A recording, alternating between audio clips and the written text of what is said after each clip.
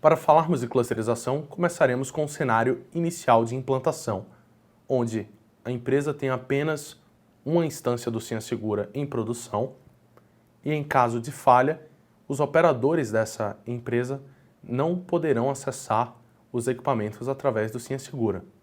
Levando isso em conta, é importante considerar a aquisição e implantação de uma segunda instância do Senha Segura, podendo ser essa instância uma instância de DR. Até então, essas duas máquinas estariam operando de modo independente, ou standalone. Uma vez que o cliente tenha essas duas máquinas disponíveis em seu ambiente, poderemos então configurar o cluster do Senha Segura. Para que possamos utilizar a clusterização nessas duas instâncias do Senha Segura, basta configurarmos essas duas instâncias para que repliquem os dados entre si.